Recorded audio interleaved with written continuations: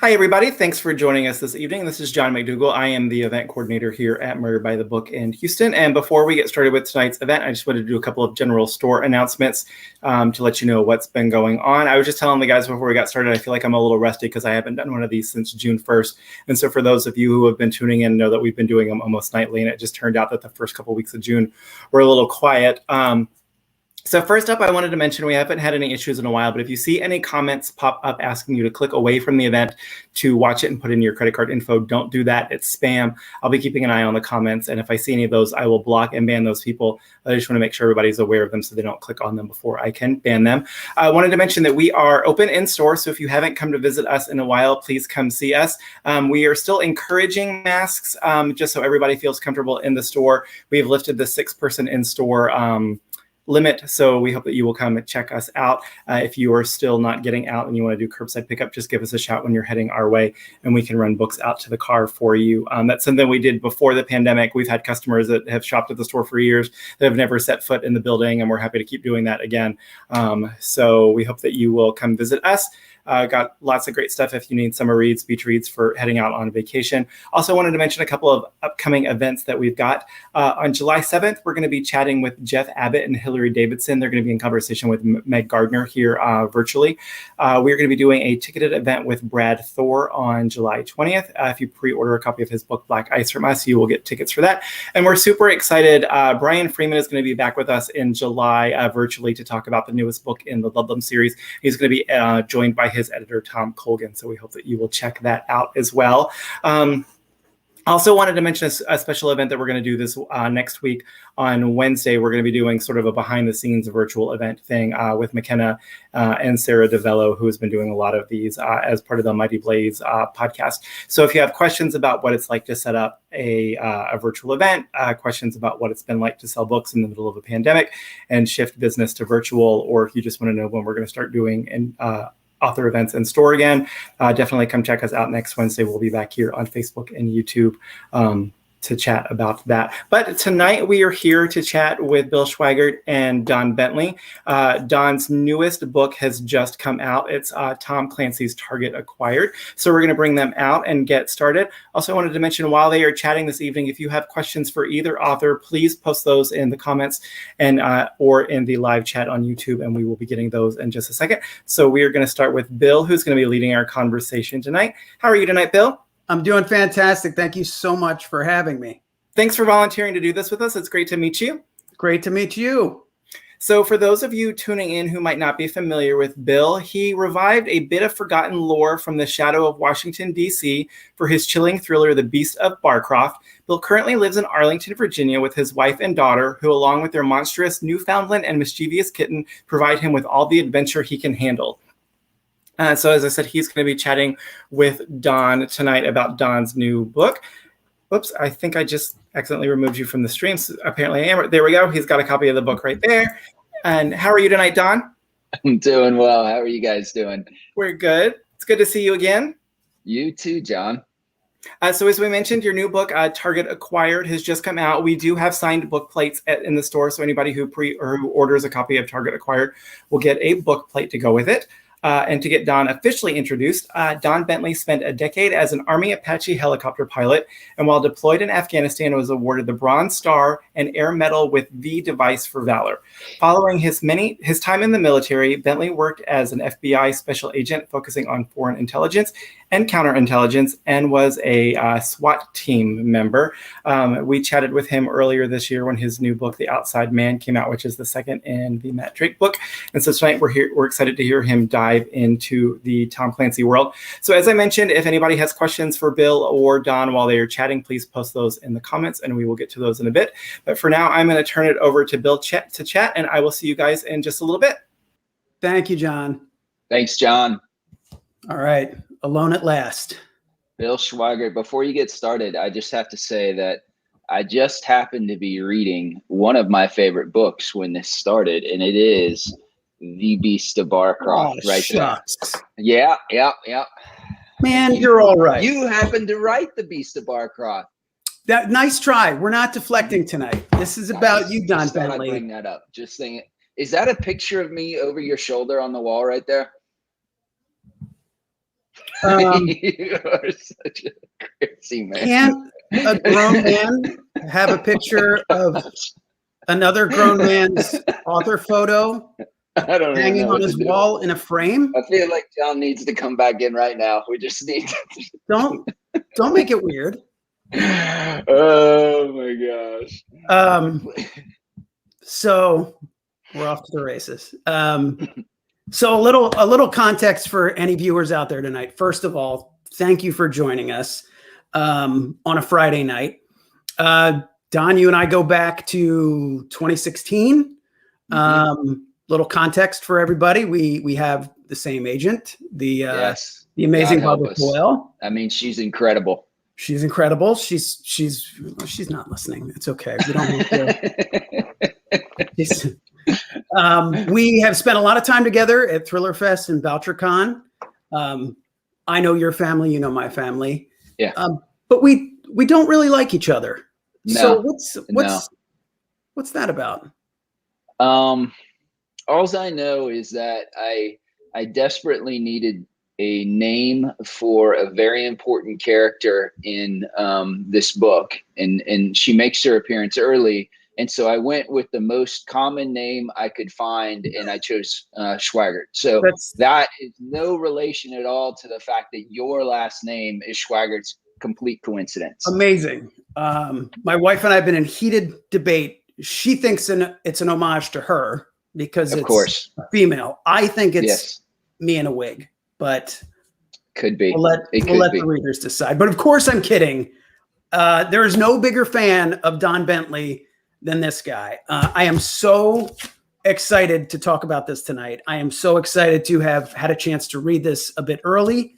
And I'm so grateful that you asked me to do this. In fact, I'm so excited. I actually kidnapped and bound and gagged Nick Petrie.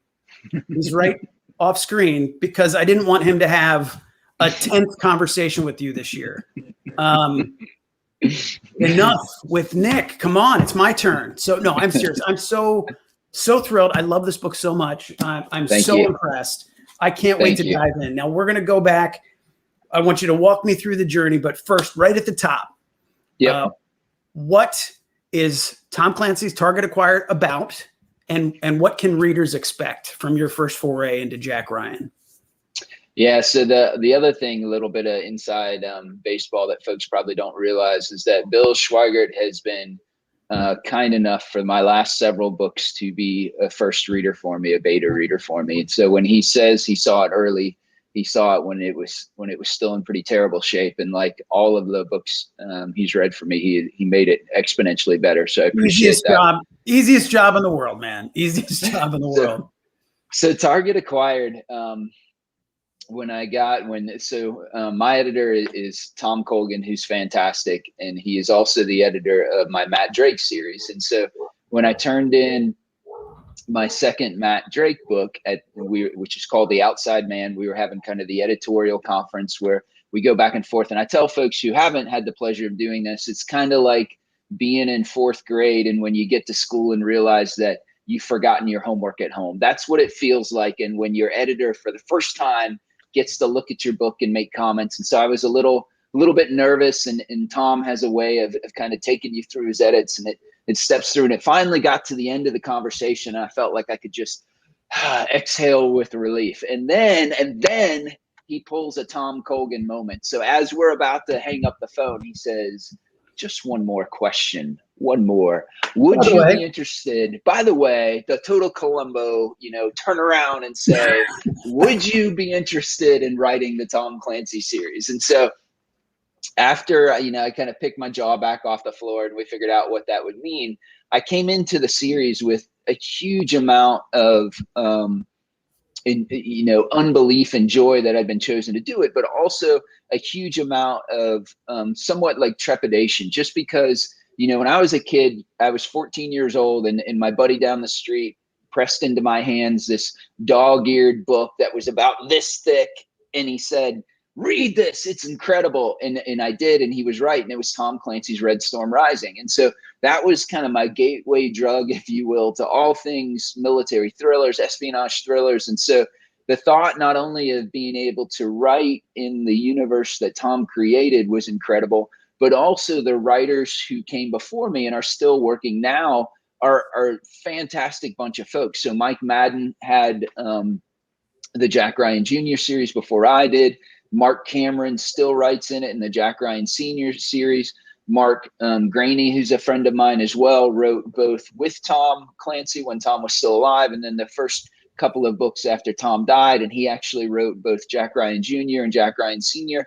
And so when Tom Colgan and I had the first call about what Target Acquired was going to look like, I kind of pitched him this idea of a book that was just ultra focused only on Jack Ryan Jr. And the reason why I did that is that the iconic characters in the Tom Clancy universe bring a whole lot of narrative weight to the screen when they come on stage. It's almost like when you see, if you read some of Mark Cameron's books, the Jack Ryan Sr., it very much feels like an Avengers movie in all of the fantastic ways, because you have, characters like John Clark, who came to life and without remorse and was a Navy SEAL and was, in so many of Tom Clancy's books, or Ding Chavez, who came to life in Clear and Present Danger. And you have all of these folks who all need, who all demand the spotlight when they come onto stage.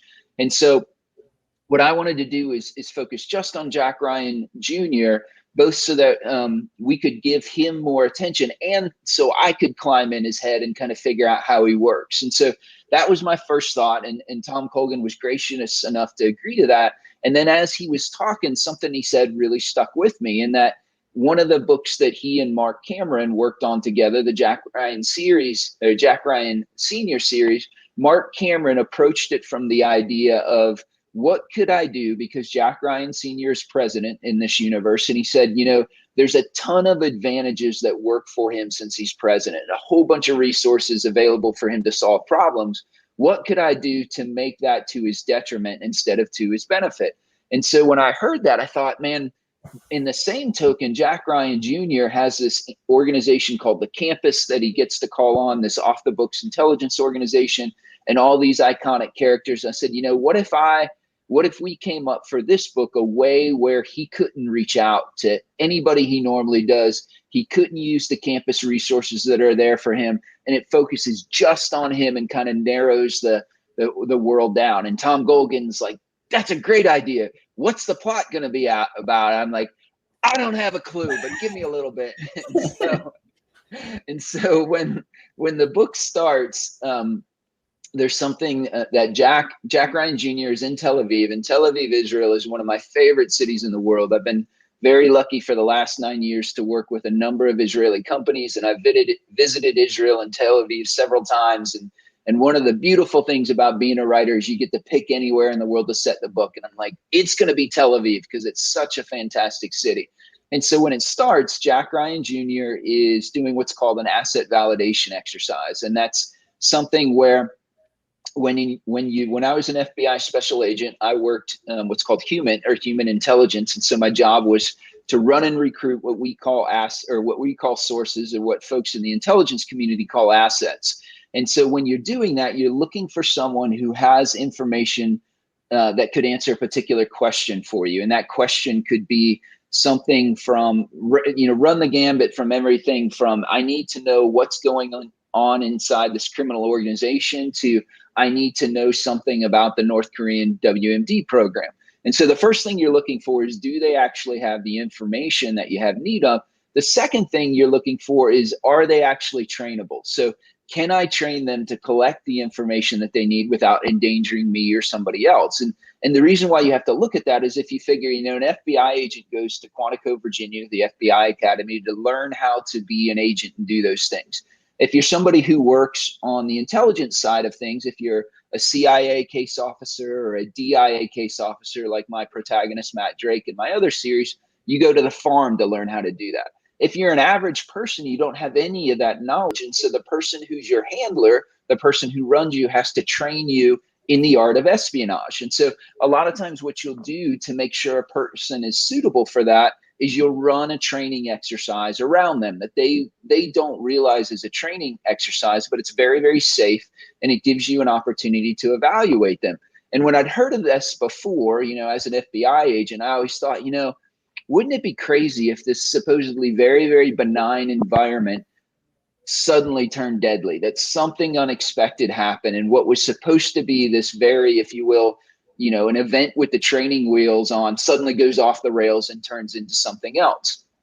And so that's the opening scene that you see with Target Acquired. It's Jack Ryan Jr. sitting in one of my favorite cities in the world, in Tel Aviv, in an open air market, watching what's supposed to be just an asset validation exercise where he's an observer and he's taking notes and reporting things. And then he keys off a woman and her son who are beside him, and not just them, but a man with a knife who's approaching the woman. And so Jack Ryan Jr., being who he is, interdicts that man. And what happens after that is Jack has to figure out who's targeting the woman and why before the woman inadvertently unleashes the apocalypse. So very small stakes. We're only talking about the end of the world here. Nothing major. Nothing, no big deal. No big deal. That benign asset validation lasts for about 5 seconds, and then you're fired out of a cannon. And like Surgeon General's warning, if you have a heart condition, do not pick up this book. That is something that I can always count on in a Don Bentley jam. You are it's going to be a breathless ride, start to finish. I appreciate that. It's the truth, but I'm fascinated by that. Tom Colgan, by the way. Mm-hmm. By the way, yes, you said it. Tom Clancy and his novels were literally your gateway into this genre that you have loved and been a student of and have written in. And to get that call to be like, hey, you wanna wear Superman's cape? It's like, wait, what? How long did it take for you to pick your jaw up off the floor and actually come up with that pitch? Like, you had the idea of, hey, I want to neck it down and just focus on Jack Ryan Jr. But how long did it take for the shock to wear off and for your wheels to start turning? So a couple things. So Tom Colgan, being the diabolical man he is, already had a plan in mind. And so when he said, hey, I don't want an answer now. I want you to think about this for a little bit. But I've happened to line up Mr. Mark Graney, who will take your call and discuss it. I'm like, okay, Mark's a really nice guy. He'll shoot me straight. And so I call up Mark, and Mark starts off the call in as stern a voice as he can, because Mark's such a nice guy. Stern is not really his thing. And he says, I'm not going to tell you to do this because it's hard and I want you to understand what it entails. And then he proceeds to spend the next 30 or 40 minutes telling me how amazing it was, that it changed his life, that writing for Tom Clancy is the best thing he's ever done. And at the end, he said, you should really do this. So it was, I didn't know what to do with that. It was kind of the Tom Colgan puppet master behind the scenes controlling everything. But once I talked with my wife and kids. In fact, when he first offered it to me, I was, flabbergasted. But when I got done, I had a day job at the time. I have another series. I was still writing The Outside Man, or about to transition to the next book, which is called Hostile Intent. And, I told my wife, I'm like, you'll never believe what just happened. Tom just offered me the opportunity to write in the Tom Clancy universe.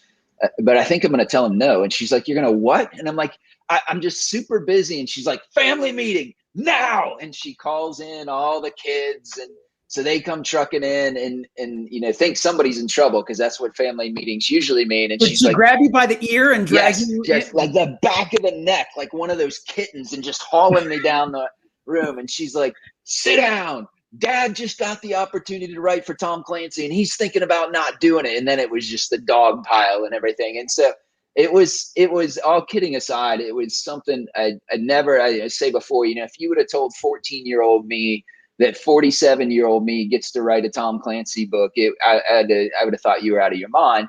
But it was, quite a bit of sacrifice from my family's perspective. And it was awesome to know that they were all in and everything to do it. So then when I came back to Tom and I said, okay, I'm all in, here's kind of my idea. I write very organically. And so, one of my favorite authors is Kyle Mills, who took over the Vince Flynn series after Mitch Rapp once Vince Flynn tragically died. And I've heard Kyle say before that before he starts a book, he does like a 42,000 word outline basically of the book first. You know, he writes all of this stuff. I do about 4 words, I think, before I start the book. And so I write very, very organically. And I was nervous about that. And I told Tom, I'm like, here's kind of the overall concept, but I really don't know how this is going to go. And he's like, no, it's fine.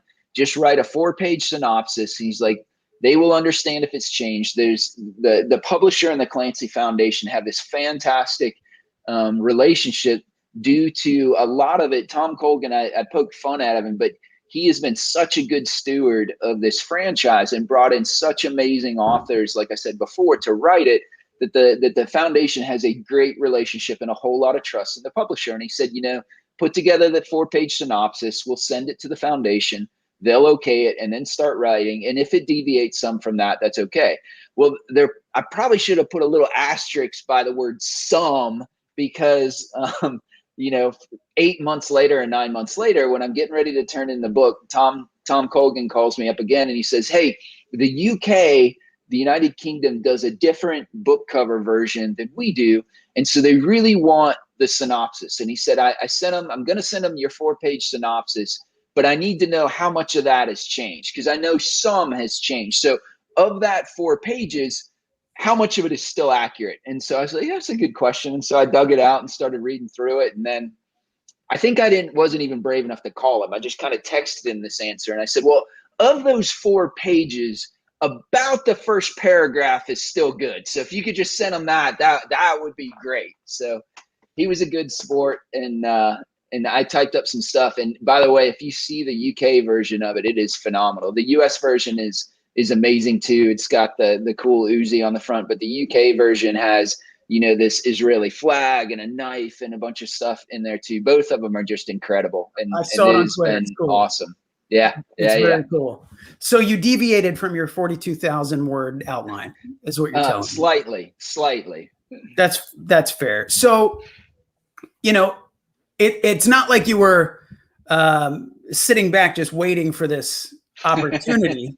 Like you as kind of an aside, you're like, oh, by the way, my other series, the Matt Drake series, phenomenal series. If anybody's watching tonight and is coming in this because you're a Clancy fan, do yourself a favor, go get Without Sanction, go get The Inside Man. You can see them right over my shoulder, right beside Don's author photo hanging on my wall.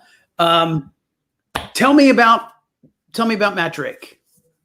Yeah. So, and that's another thing that ties into the Clancy one too, because having Tom Colgan as my author for both was fantastic. And so when I got the opportunity to write for Clancy, he said, you know what, I'm not asking you to be Clancy. He's like, nobody can ever be Tom Clancy. He was a 1 in a million writer. What I want you to do is take what you do in your Matt Drake series and bring it to this. Like, take that same style of writing and do that. And that, you know, both took as a writer entering this, you know, the only thing I can equate it to when folks ask is imagine that if you're a screenplay writer and somebody says, hey, do you want to watch, or you want to write the next Star Wars movie? Like that, from a thriller universe perspective, from the iconic thing, there is nothing, in my opinion, that carries more weight than writing for Clancy. And so my Matt Drake series is in the same vein, but it's different. It is a protagonist called Matt Drake, who is a case officer for the Defense Intelligence Agency. And so that agency has much the same mission as the CIA, but competes for funding, competes for taskings, competes for everything else, and is very often staffed by military or ex-military folks. And so my protagonist is a guy named Matt Drake, who was a member of the 75th Ranger Regiment, because I have, you know, 4 close friends who are also members of the 75th Ranger Regiment, and then went over to the DIA to be a case officer. And a case officer's job, like kind of like what we talked about before, is to run and recruit assets overseas. And so that's what he does. And a huge influence on my writing, besides just Tom Clancy, was Nelson DeMille, and in particular Nelson DeMille's John Corey series. I remember reading the first of those series, which is Plum Island. And I got done and I told my wife, I'm like, you know what? I would read about John Corey going and filling up his car with gas because he's so funny. And Nelson DeMille writes him as this first person protagonist, very witty. And when I wrote 3 books before this that didn't sell. And as I was trying to get better at my craft, one of our mutual friends you talked about before is Nick Petrie, and he writes the fantastic Peter Ash series. His first one is called The Drifter. And whenever I hear something wise, I tend to attribute it to Nick because he is a very wise guy. And I think he actually did say this, though Tom Colgan claims that he says it. So I'll let the two of them fight over it. But one of those very smart men said that when you're a new writer coming to the genre, what you want to do is bring something the same but different. So the same in that people understand when they grab your book, hey, this is why it was shelved next to Brad Taylor or Mark Greaney. But when they read it, it doesn't feel like a Brad Taylor book because Brad already writes the best Brad Taylor books there are, right? And so one of the things I decided to do was to take that first person kind of witty protagonist voice and use that, and for that to become Matt. And then I also made him an actual person who runs spies. So I did a couple of those things to do kind of the same but different. And that's the Matt Drake series. And I appreciate you saying that, even though I think you're deliberately poking me in the eye each time, because the title is actually The Outside Man and not the Inside. He's outside, not Did inside. I say inside? Inside would be a very boring story. He's outside, but that's my Matt Drake series. And it's that and with sanction, correct? Oh my gosh. John, come back. Just cut. Without sanction, the outside man. Yes. That's the question that I wanted to know. It is, on the surface, they are 2 intel types, 2 action-oriented, 2-fisted, courageous protagonists. How do you differentiate between them in your head? Like, what are the different character flaws? And do you have like plots where you're like, oh, that's a Jack Ryan Jr. plot, or no, this is a Matt Drake plot? That I'm fascinated by that. So I answer the second question first because I think it's a little shorter. So all kidding aside, 2 people were super influential when I was trying to figure out if I could do this, not just should I do it, but could I do it? Because I was fortunate enough that after The Outside Man, I turned that in. Tom Colgan bought the next 2 books in the series. So the next one we just announced is called Hostile Intent, and that's going to come in May. And hopefully by May, when we talk again, you'll be able to remember hostile intent, not benign intent, but actually hostile intent, Bill. And so, thanks, Dan. So I talked to Mark and Brad both, and Brad had written 2 books a year for a while in his series, and Mark had written, I think, at least 2 books a year because he has this phenomenal Gray Man series. He has the Tom Clancy stuff, and then he does one-offs like Red Metal that he did with Rip, which was just fantastic. And so what both of them said is that trying 2 things. One, trying to write 2 books at the same time is crazy. Your mind can only process one story at a time. So write the one story, and when you're done, then transition to the other one. And the second thing they both said was that if you have an idea, use it in that book. Like trying to hedge off ideas and saying, hey, this is a Matt Drake storyline versus a Tom Clancy. And they're like, down that path madness lies. Like if you've got it, use it. And as our agent, Miss Powell, likes to say, future Don will figure out what to do with the next book that you're writing. And so that was the answer to the second question. I forgot your first question. What was your first question? The first question was like, do you have, how do you differentiate their characters? Yeah, that's a good question. Very surprising from you. Very deep. So one of the things that helps me differentiate the 2 is that because Matt has the first person protagonist voice and Jack is third person, it helps me keep them separate in my mind. The second thing is that Jack Ryan Jr. is a very, very unique character in that, for a lot of different ways, but more particularly is every other protagonist that I can think of in this genre does what they do because they've been trained to do that. And so what I mean is that if somebody is a spy, they're a CIA employee, right? Or they've gone to the farm. Or if they're a paramilitary operator like Brad's Pike Logan or Mark Graney's Court Gentry. Mark Graney's Court Gentry is a CIA employee. They have the background, right? Like Brad's guy is a veteran of the special operations community, probably has a Ranger tab. He's done all that. Jack Ryan Jr. doesn't have any of that. And so Jack Ryan Jr. originally got his spot or his chance to do this for all intents and purposes because his name is Jack Ryan and his father is such an iconic person.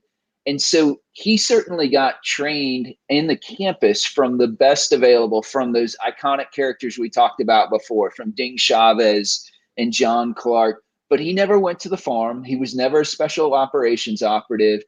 He had to prove that he needed to be there, right? So if you're an Army officer and you're a special operations, a special forces A team leader, you're a Green Beret, on your shoulder, I think it's this shoulder, I was not a Green Beret, you have what's called the long tab that says Special Forces. And that means that you have gone through selection in the Q course. So anybody can take one look at your uniform and say, all right, he belongs here, right? Jack Ryan Jr. doesn't have any of that. He doesn't have the resume. He doesn't have the schools and everything. And so every time he has to prove that he belongs there through skill and through doing the things that he's been taught, not because of his resume. And so that opens up a lot of very interesting things to him. And I started to kind of explore that in this book, you know, another being that most guys, I think, or when you're little boys, you worship your dad. You live in his shadow. He's Superman. When you become a teenager, suddenly your dad isn't as smart as he used to be, and you're suddenly a lot smarter. And then usually by your 20s again, you realize your dad's a pretty freaking amazing guy. But there also comes to a point usually when you can look at your dad with adult eyes and say, he's a fantastic guy, but he isn't a superhero. Jack Ryan Jr.'s father really is that. Like he got his start in the CIA as an analyst, you know, at one point jumped into the bridge of a Russian sub to help a Soviet captain defect while he stole it. And now he's president of the United States. And the only reason he's president, you know, he's not a politician. He was president originally because of this tragedy that happened that wiped out everybody else. And he was the last man standing. Like he's the epitome of Cincinnatus, you know, that warrior that left his farm and went to fight and then came back. And if that's your dad, do you ever grow out of that guy's shadow? And so that's a lot of what I was thinking is trying to get inside Jack Ryan Jr.'s head and say, here's a guy who has worked his tail off for the 10 years to prove he belongs, even though he's the only one on the team that doesn't have this background that says he should. He's got a dad that everybody in the world knows. And now he's trying to, in Target Acquired, he's at the point where he doesn't have any of those resources, right? It really is him in the skills that he's developed or hasn't developed up to this point. And this is really in the Army, when I was part of the cavalry, there's a tradition called the spur ride. And that's where you actually proved your mettle as a cavalry trooper and you were awarded spurs that you could wear on your boots after that. And there was this huge distinction between people who'd earned spurs and those who haven't. In Target Acquired, this is Jack Ryan's chance to actually earn his spurs. And so that's all of those things make him very, very unique and very, very compelling as a character and kind of help me in my mind separate him from Matt Drake. He earns his spurs. I mean, you put him through his paces. The one thing that both Jack Ryan Jr. and Matt Drake have in common is you put them through hell. I mean, it's to the point where I'm like, give these guys a break. Just give them one chapter where they're eating in a diner, please. Like, it just doesn't stop. So it's funny. I certainly do push it. I make Jack Ryan Jr. probably a little more uncomfortable than he'd ever been before. And there's a part where I really pushed the envelope. And again, going back to the analogy where you're turning in the homework paper for the first time. I remember turning in the book to Tom, and then he like this turned it back around and said, here it is, and here are my notes. And so as soon as I get the file with his notes, I go paging through to find what he said and if he was going to beat me down. And his editor notes were 2 words: you're a maniac. I guess that's 3. I can't count. You're a maniac. And And then he's like, but I like it. And I'm like, yes. And it was, it was so much fun. But I think that's one of the things, right? When you're somebody who comes into this iconic franchise, who's literally standing on the shoulders of giants of Mike Madden and Mark Graney and Mark Cameron and Grant Blackwood and everybody that came before. My friend Josh Hood writes for the Robert Ludlum series. And when he took it over, he said in an interview, and I've been stealing this the entire time because it's so good. He said, getting a chance to write in the Robert Ludlum franchise is like somebody tossing you the keys to a Ferrari and say, go drive it. But when you bring it back, there better not be any new dents in the fender. And so that's where I tried to approach it with this book is, man, I'm going to drive that car as fast as I can. And hopefully when I come back, Mr. Colgan won't say I dinged up the fender. So that's where I am. I know. I have a feeling I know what passage he's talking about. And as I was reading, I'm like, he's not. There's no way he's gonna. Jesus Christ, he did it. He did it. Oh my God.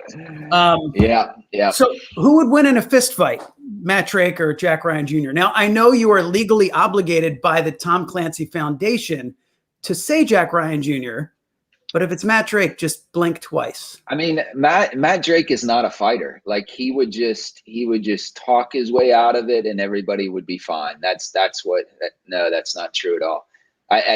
Next question, Schweigart. So I tell you what, I love the first person.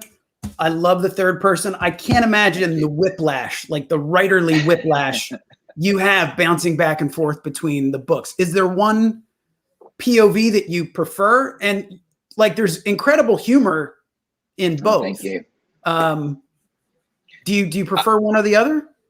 I really like writing Matt, and I like writing first person that first person thing. Matt's a lot funnier than I am.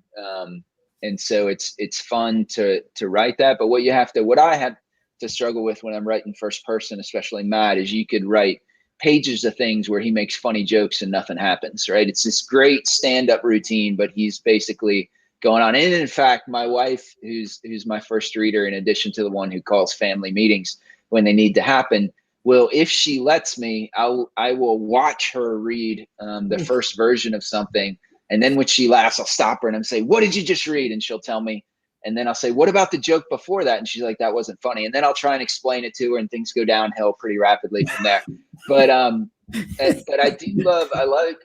love writing Jack Ryan Jr. too, the third person, because there are first person is and this is kind of nerdy writer stuff, but first person is a very, very personal voice, and you're very, very close to the reader.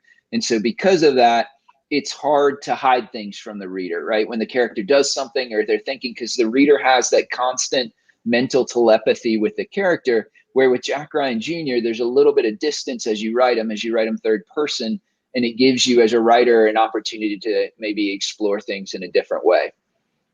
Outstanding. So you've had several incredible careers. I mean, helicopter pilot, FBI SWAT, and you've had some cool private sector stuff. Was there, and you've mined a lot of that for Matt. Yep. Besides spending a lot of time in Tel Aviv, was there anything else like tech, tactics? You also talked about doing the pass on the. Yep. Is there any other sort of tactics that you drew from? Yeah, a couple things. So I was fortunate enough to make a good friend who was in 5th Special Forces Group. And so he was a master sergeant there. He's since retired. And so one of the things you get to do when I was doing press for Without Sanction, a radio interviewer asked me, she said, are you Matt Drake? And tried to pin me to the wall. And I said, I am absolutely not Matt Drake. I already said he's a lot funnier than I am, and he's probably better looking too.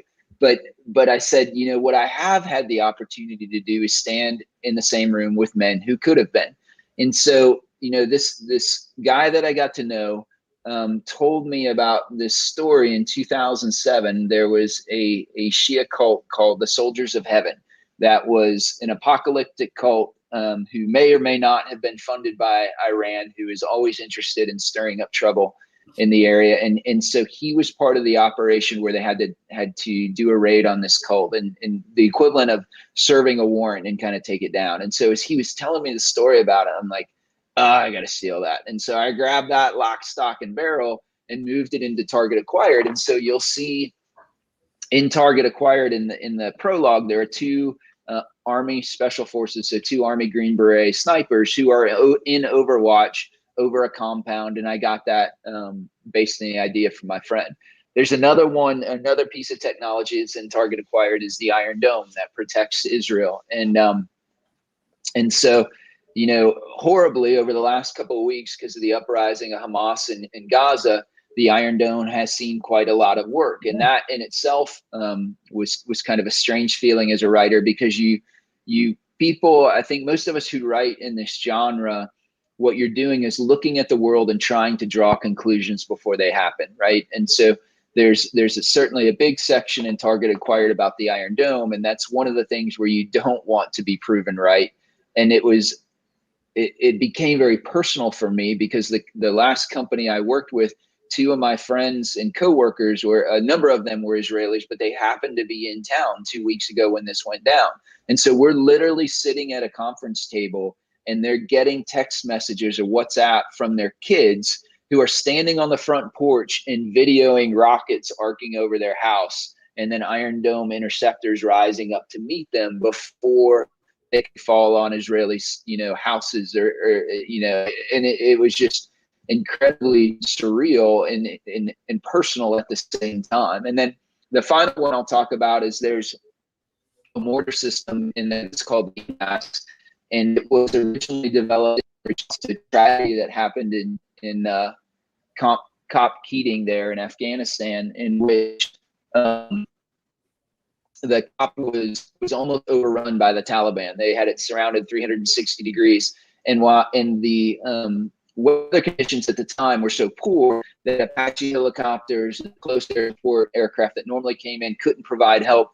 And so the soldiers were forced to rely on their own mortar systems. And a mortar systems, when it's laid, has a range fan, which means it has a left and right limit. And so if you're facing forward and the enemy attacks you from behind, that mortar system can't support you unless you take it and turn it all around and everything. And so they developed something called the MTAS, which is this huge mortar system that sits on this turret that actually rotates around 360 degrees. And so you literally have a guy on a computer that enters a grid coordinate, the mortar system swings around, and you can start dropping mortars in it. Well, I had three friends who were from the Ranger Regiment, and they swear by the fact that the best mortarmen in the world are from the Ranger Regiment. And so I asked them for help, and I was expecting, when I sent, the passage, to just get a couple of comments, hey, change this to that. What I got instead was a video of some of them using the MTAS and dropping mortar systems in. And I'm listening and I'm like, oh my gosh, I can't believe I get to do this. And so I'm watching the video, listening to them give commands and everything and changing. And it was really, really pretty fun. It's awesome to have cool friends. And present company excluded. No, yes, of course not. Hey, if you have a plot that centers on a Coast Guard officer getting violently seasick, I'm your guy. But Brad Taylor will tweet out stuff like that all the time. Like, he's always 6 months or a year ahead, and he's like, "Yeah, told you." Well, I think crazy. You were a military officer as well, and as was Brad. And so one of the things that's interesting about the military is there's a position at the battalion level called the S2, which is the intelligence officer. And so the intelligence officer's job is to think like the enemy. So for instance, when you're getting ready to go do a big battle and you go through what's called the NDMP, the military decision-making process, there's actually an acronym for this. The S3, or the operations officer, he or she plans out the friendly forces that says, hey, here's what we're going to do. We're going to go by this route. We're going to have fires at this point. We're going to attack the target at this point. And the S2, the intelligence officer, he or she war plays the enemy side of it, right? And says, okay, if I'm these bad guys, this is what I'm going to do as you're coming in. Here are the defenses. And so what they're trying to do is be predictive and to get into somebody's head.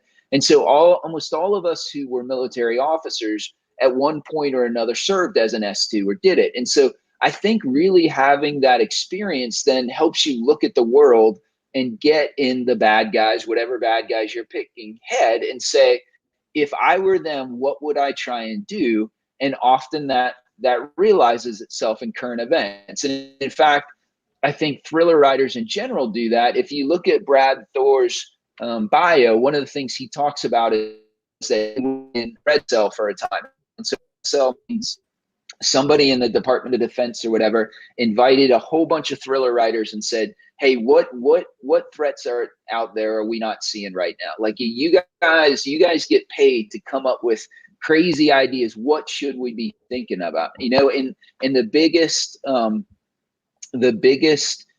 example of all was Tom Clancy, again, coming back full circle with, I believe it was Dead of Honor, where he had an airplane, a passenger airplane full of fuel, crashed the Capitol, terrorists used a weapon as a weapon of mass destruction, right?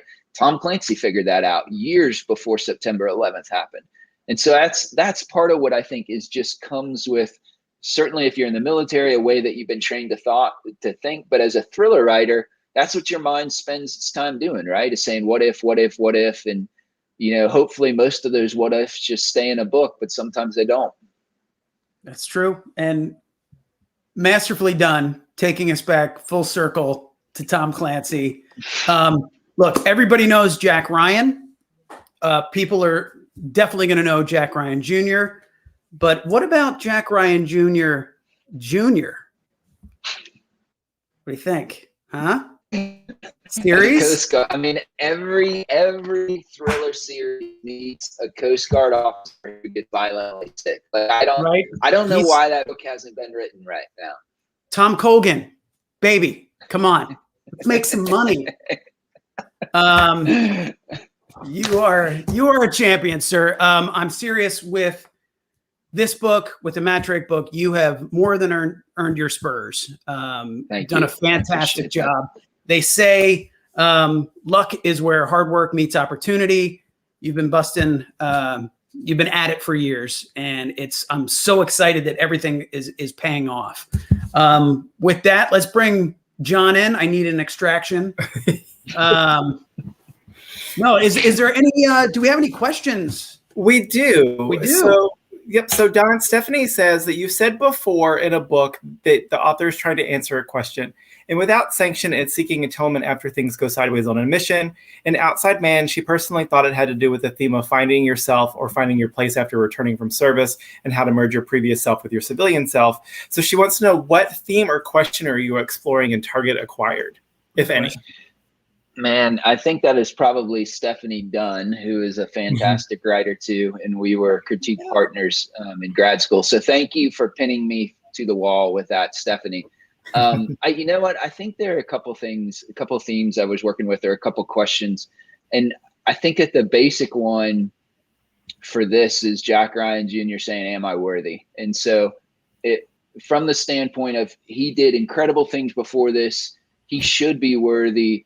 But at this point, this is one of the first times where he really is alone alone and unafraid, and has to say, do I have what it takes to do this? Am I worthy to do this? I think the second part, part of my question too, is I'm a little bit older than Jack Ryan Jr. is, but there also is a point, and I talk about in the book, where you start to look at your life and say, where I am right now, have the sacrifices that I've made to get me to where I am right now, are those worth it? And for Jack's case, and this is another thing that makes him so interesting, is he worked his tail off and sacrificed everything to get to be an operative, and now that very thing is keeping him from some of the things he thought he would have by now, like a wife and a family, things that are very important to him and to his family as well. And so those are the two things I was probably wrestling with. And John, do not take any more questions from Stephanie, because they're way too hard, unless they're for Bill. Bill can answer all day. So Gary asks for both of you, what is it like to persevere as an author when you face your initial rejections? Let's start with Bill. It's, sometimes there's heartbreak when it comes to writing, and you have projects that don't go. Like I will sometimes spend a year in my basement working on a book, and after a year I will emerge from the basement like a cicada, and only to, putter out and die, and it'll go, and it stings, but you always have to move on to the next idea. And if you want to, see yourself in print, you're going to have to get used to a certain amount of rejection. But you just have to be resilient. You have to keep doing it. And ultimately you have to do it because you love, that feeling of getting lost in writing. Ultimately, you have to be your first audience. So if you're feeling like I'm working on this project, I am writing something that I want to see in the world, and you get lost in it, then you're winning, and people can't take that away from you. Yeah, I think that's right. I think the other part of it is the community of folks that you surround yourself with. And so it took me about 17 years from when I decided I was going to get serious about writing until Without Sanction sold in a 2-book deal. And over that time, I wrote 3 books that didn't sell. And in fact, our agent rejected my 3rd book, and rightfully so. And so you have a lot of rejection. You have a lot of, like what Bill said, coming out of your basement with something that you think is incredible, and it's not ready yet. But what helped me get by, when I met Bill, he had already sold, I think 2 or 3, I think at least the first 2 ones of your Beast of Barcroft series. And so, you're at different points in that. And so he was very kind, as I was still floundering and didn't even have an agent yet. I also met Nick Petrie, who our agent introduced us to, and it was supposed to be a 5-minute conversation. And an hour and a half later, I've got my head in his lap bawling. I'm like, I'm never going to be a published writer. And he was, all kidding aside, he's like, look, he grabbed me and he said, you're me 2 years ago. And he's like, I wrote 3 books that didn't sell. My 4th book sold. Quit feeling sorry for yourself. Go back and write the 4th book. And that was the one that sold. But sometimes it's not. Sometimes it's not your 4th book. I think Brandon Sanderson is famous for writing something like 13 books before he sold his first one. And so I think it's the perseverance, and there's no easy way to take that sting out of it. But man, having people like Bill and Nick and that community that you surround yourself with is priceless. And so for both of you, for those books that you have that didn't work, are those things that you have put aside and you might revisit later, or are you done with them and you've moved on with life? Sometimes, you may dust them off later. Sometimes you just have to move on. Sometimes you just have to pick it up and say, it's not the right time for this. And,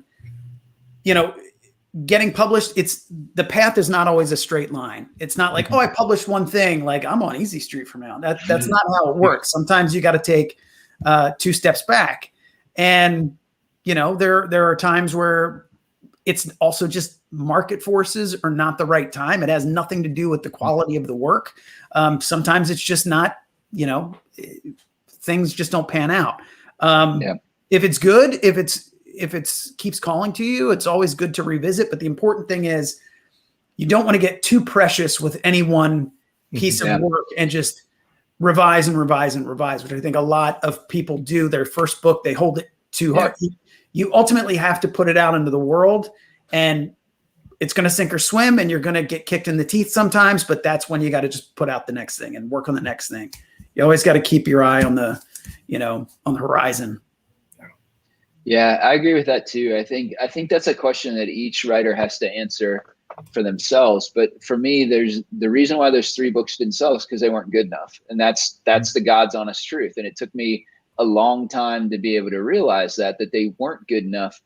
But I learned things with each of those books, and my craft got better. Matt made his first appearance in the 3rd book that didn't sell. And so even though the book, I hadn't quite put all the pieces yet together to write a commercially viable novel, that novel gave me Matt, and that was worth it. And so I think, when folks ask that question, a lot of times, I think sometimes the premise behind it is that was a great novel and the publishing world didn't realize it. And maybe that's true for some. I can tell you it wasn't for me. Those books weren't good enough. Those were just me learning my craft, and that's why they didn't sell. And so, but like I said, that answer is different for every writer and for every book. So Don, Sean wants to know, he says, given who his father is and how people might treat him with kid gloves, how important is the presence of John Clark to allowing Jack to cut his own path?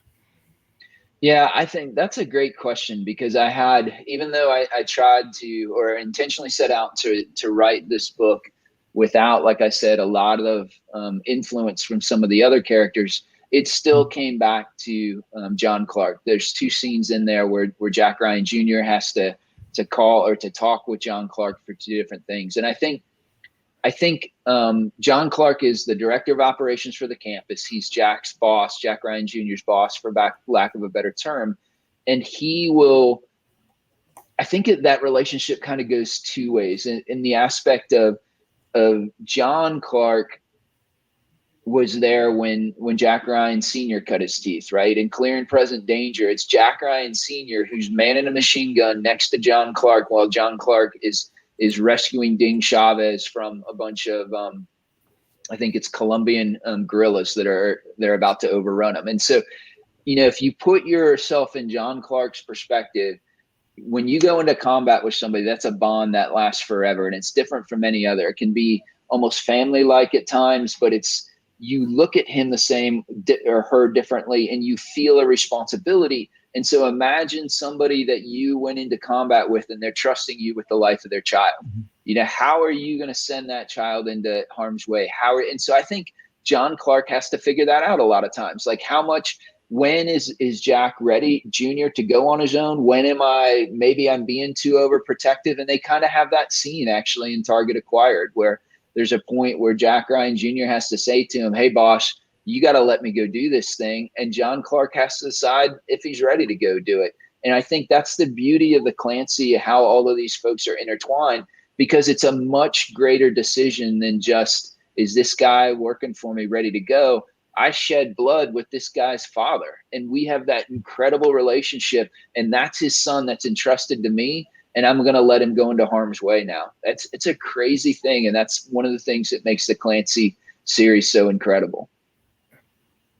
All right, Bill, I have a Stephanie question for you. Oh, so yes. Stephanie says, so she says, in Running Light, your female protagonist had so much wonderful, relatable complexity. Was it a challenge to write a female protagonist? No, it was fun. It was a fun exercise. The protagonist was, it's sort of a romance. I like to call it sex, love, and rock and roll. But she's a creative person who is trying to further a career in the arts. So that was easy to draw upon, that part. Mm-hmm. For everything else, my wife kept me honest. Okay, so for this next one, you're not allowed to say each other's books. What is something that you've read lately that you loved? Let's start with Bill.